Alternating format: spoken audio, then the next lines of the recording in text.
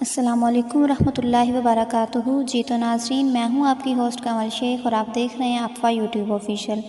میں لے کر آئی ہوں افواہ کے زیر اتمام جاری تحریری مقابلے میں شامل ایک نئے افسانچے کا وائس اوور۔ جن مصنفہ کا میں افسانچہ لے کر آئی ہوں ان کا نام ہے سمرین حبیب اللہ اور افسانچے کا عنوان ہے پیام رمضان۔ تو ناظرین، چلتے ہیں اپنے افسانچے کی طرف۔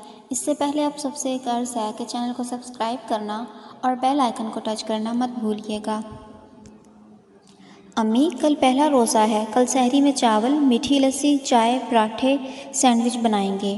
ہادیہ خوشی سے بولی، بیٹا، رمضان کا اصلی مقصد کھانا نہیں ہوتا، رمضان تو احساس کا نام ہے، کسی غریب کی بھوک محسوس کرنا، کسی پیاسے کی پیاس محسوس کرنا، رب کی نعمتوں کو محسوس کرنا اور بہت کچھ۔ ہادیہ کی امی اسے احساس دلوانے کی کوشش کرنے لگی۔ مجھے پتہ ہے، آپ کو تو بس موقع چاہیے، اگر پتہ ہوتا تو کام والی ساجدہ کو اتنا تنگ نہ کرتی۔ ہادیہ کی امی کا چہرہ غصے سے سرخ ہو گیا۔ اتنا بھی کام نہیں کیا اس نے، ویسے بھی تنخواہ دیتے ہیں اسے، فری میں نہیں کرتی۔ ہادیہ نے غصے سے سر جھٹکا۔ تنخواہ دینے سے احساس ختم نہیں ہونا چاہیے، آپ نے اسے خوب تنگ کیا، صاف چیزوں کو بھی بار بار صاف کروایا۔ ہادیہ کی امی گویا ہوئی۔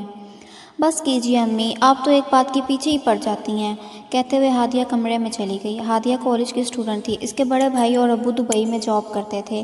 اگلے دن سحری میں ہادیہ کی پسند کی چیزیں بنی۔ ہادیہ اور اس کی امی نے سحری کی۔ دوپہر میں کام والی باجی آئی تو ہادیہ کچن میں کھڑی افطاری کی لمبی فہرست انہیں پڑھ کر سنانے لگی۔ اچانک اس کی امی آ گئی اور بولی، ہادیہ بیٹا، اتنی چیزیں کون کھائے گا؟ میں کھاؤں گی، ہادیہ نے فوراً جواب دیا۔ شام کو مغرب سے پہلے طرح طرح کے لذیذ کھانوں سے دسترخوان مہک رہا تھا۔ اذان ہوتے ہی ہادیہ اور اس کی امی نے روزہ کھولا۔ ہادیہ نے ہر چیز چکھی اور پھر نماز پڑھنے لگی۔ صباحت صاحبہ نے بھی نماز پڑھی اور دوبارہ دسترخوان پر آ بیٹھی۔ انہوں نے چند پھل کھائے، اتنے میں ہادیہ بھی آ گئی۔ کھاؤ نا ہادیہ، اس کی امی مخاطب ہوئی۔ میرا پیٹ بھر چکا ہے، ہادیہ نے جواب دیا۔ اتنی زیادہ چیزیں کون کھائے گا؟ صباحت صاحبہ سوچ میں پڑ گئیں۔ ساجدہ کو دے دینا، ہادیہ جھٹ سے بولی۔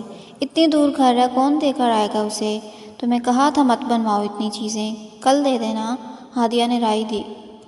ہادیہ کی امی نے سب چیزیں فریج میں رکھ دیں۔ دوپہر میں کام والی آئی تو صباحت صاحبہ نے سب چیزیں اسے دے دی۔ ساجدہ نے سارا کام مکمل کیا اور چیزیں لے کر چلی گئی۔ صباحت صاحبہ نے آج افطاری پر تھوڑی چیزیں بنوائیں۔ ہادیہ کو گرمی محسوس ہوئی تو وہ چھت پر چلی گئی۔ اس کا حلق خشک ہو گیا تھا، ہونٹ سوکھ گئے تھے۔ اسے اپنی امی کی بات یاد آئی، روزہ تو احساس کا نام ہے۔ وہ فوراً نیچے اپنی امی کے پاس آئی اور بولی، آئیں ہم ساجدہ کو افطار کی چیزیں دینے چلیں۔ یہ سن کر اس کی امی خوش ہوئیں۔ دونوں نے سامان اٹھایا اور رکشہ لے کر اس کے گھر پہنچ گئیں۔ جیسے ہی اندر داخل ہوئی تو ہادیہ یہ دیکھ کر دنگ رہ گئی کہ ساجدہ ان کے کل والے بچے ہوئے کھانے کو گرم کر رہی ہے۔ اس کے بچوں کے چہرے خوشی سے کھلکھلا رہے ہیں۔ ساجدہ انہیں دیکھ کر بہت خوش ہوئی۔ انہوں نے کھانے کی اشیاء اسے دیں اور واپس آ کر رکشے میں بیٹھ گئیں۔ وہ لوگ باسی کھانے پر بھی کتنے خوش تھے، ہادیہ نے تعجب کا اظہار کیا۔ اب سمجھ آیا رمضان ہمیں کیا پیغام دیتا ہے؟ صباحت صاحبہ بولی۔ ہاں، رمضان ہمیں خدمت خلق کے ساتھ ساتھ اللہ کی نعمتوں کا شکر ادا کرنے کا بھی پیغام دیتا ہے۔